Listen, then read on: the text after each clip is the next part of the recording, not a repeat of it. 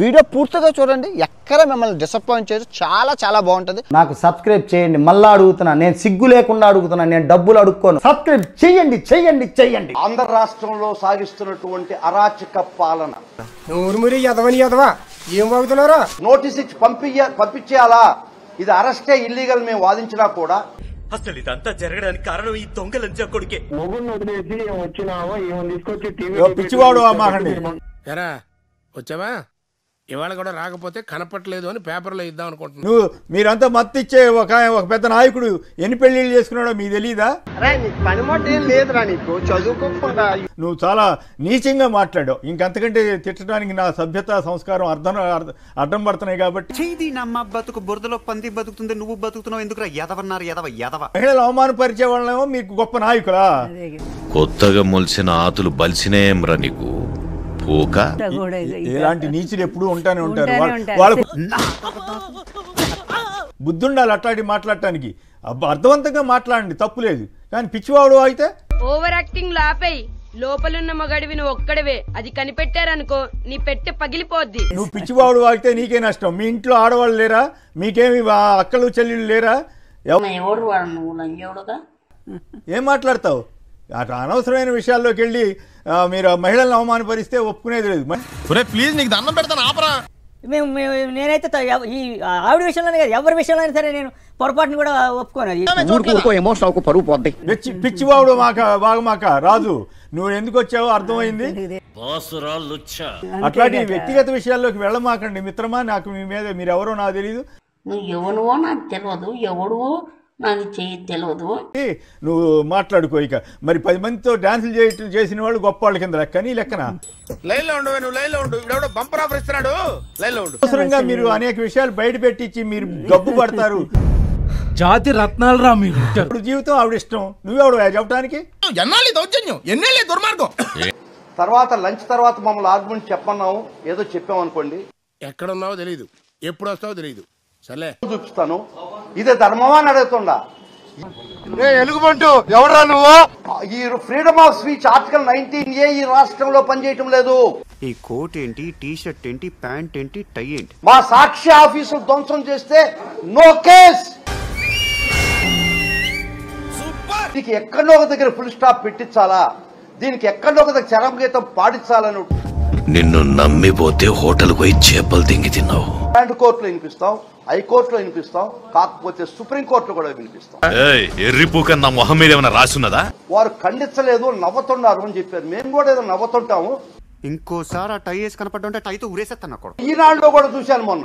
ఇంతకన్నా ఘోరంగా మాట్లాడినటువంటి పరిస్థితి మీకు లైవ్ కూడా చూపిస్తాను. వస్తాను సార్, ఈ కోర్టుకే కాదు హైకోర్టు కూడా వస్తాను. న్యాయం కోసం ఏ ఎండగానే వెళ్తాను. 3 సంవత్సరాల లోపల పనిష్మెంట్ సెక్షన్ కి రిమాండ్ కొమ్మినేని శ్రీనివాసరావుని రిమాండ్ చేయడం జరిగింది.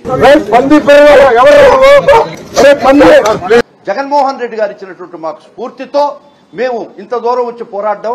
కర్మణ్యే వాదికా రస్యం చాణక్యం అమాయకమిర్కించం. Yes, we lose on the ground, we lose on the water, we lose in the air. శ్రీనిగాని గుద్దల నమ్మొడ్డ. ఈ రోజు వాదనలు జరిగినాయి. వాదనలు జరిగితే అయితే but we will win in the heaven అని చెప్తాడు. లంచ కబుర్లు ఆపనే ఆపట్లేదు, చంపి దిగుదామైంది. అండర్ ఆర్టికల్ 32 ప్రకారం వారిని తక్షణమే విడుదల చేయాలని ఆర్డర్ ఇచ్చింది.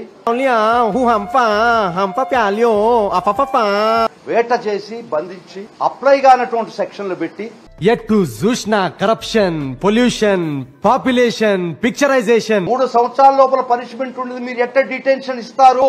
రెండో ప్రపంచ యుద్ధం ఎప్పుడు జరిగినది? మొన్న చూసుంటారు. కొమ్మినేని శ్రీనివాసరావు గారు ఆ కేఎస్ఆర్ మీరు ఎందుకు వచ్చారు ఇక్కడికి? జైలుకు పంపించి పైశాచిక ఆనందం పొందినటువంటి పాలక పక్షానికి ఒకటే చెప్తున్నా, రష్మిక సుప్రీం కోర్టు వారు చెంప దెబ్బ వేసినటువంటి పరిస్థితి వచ్చింది. పెద్ద మాట అన్నాడు సార్. ఈ రోజు మేము గెలిచాం. తెలియకడుగుతున్నాను, ఇదో బతుక చెప్పండి. కొంత ప్రజాస్వామ్యం మనుగడ అవుతుంది. కానీ ఒక్కటే చెప్తున్నాం,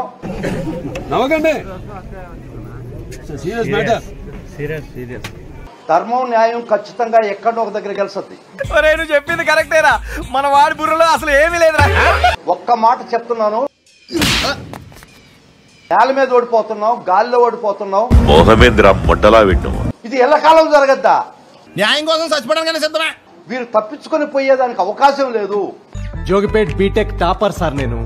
ఆయనకి వర్తించినటువంటి సెక్షన్లు పెట్టి వేధించి బుద్ధమిరా భాయింకెళ్ళడే నువ్వు ఇలా లీడర్ వారా. ఇక్కడ న్యాయం జరగకపోయినా అంచెలంచెలుగా ఫైనల్ గా సుప్రీంకోర్టు గారు ఉంది.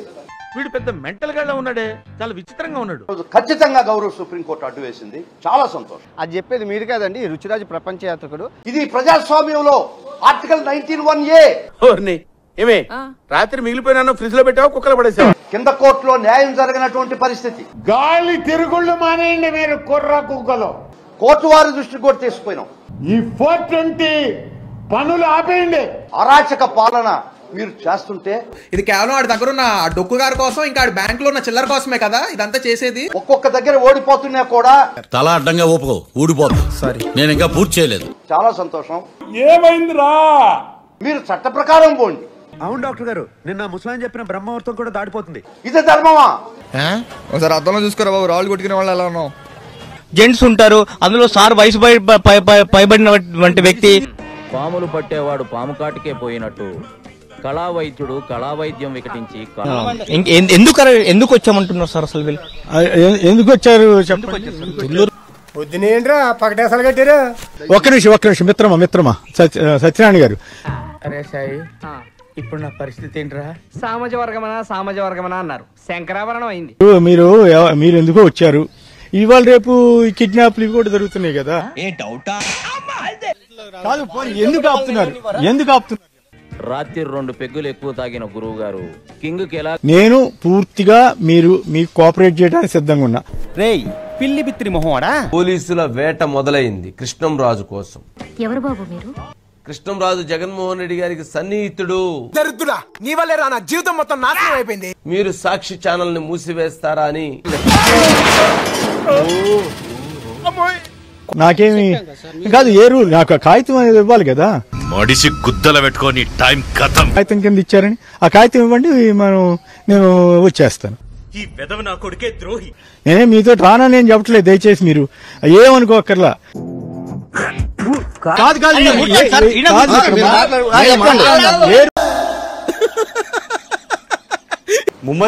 ముమెత్ ఖాన్ది ఒక సాంగ్ ఉంటుంది, ఇప్పటికింకా నా వయసు నిండా 16 అని. 74 ఏళ్ల వ్యక్తిని అరెస్ట్ చేసినప్పుడు అప్పుడు వయసుతో సంబంధం ఏముంది అని చెప్పిన ఏంటి ఇప్పుడు అసలు నీకు ఎందుకు ఇవన్నీ ఎందుకు అలా? ఆయనేమో ఇంకా నా వయసు 16 ఏళ్ళే అని అనుకున్నట్టున్నాడు. ఒప్పుకోవడం పక్కన పెడితే కనిపిస్తే చెంప మీద చెల్లుమనేలాగా కొట్టేలాగున్నారు. ఆ ఒక్క మాటతో లేచి 2 జేబుల్లో చేతులు పెట్టుకుని నడుచుకుంటూ వెళ్ళిపోతున్నాను. నేను ఎక్కడికి వెళ్తాను కూడా నాకు తెలియదు. చేయలేనటువంటి పనిని మేము చేశామంటూ కూడా గొప్పలకు పోయి చివరికి జైళ్ళకైతే వెళ్తున్నారు. అది మూసినదరా ఏదంటే అది జరిగిపోతుందట్రా. మరి ఇలాంటి ఇంట్రెస్టింగ్ అప్డేట్స్ కోసం షేర్ చేయండి, లైక్ చేయండి, సబ్స్క్రైబ్ చేసుకోండి. ఫైనల్ గా గంట కొట్టడం మాత్రం మర్చిపోగా.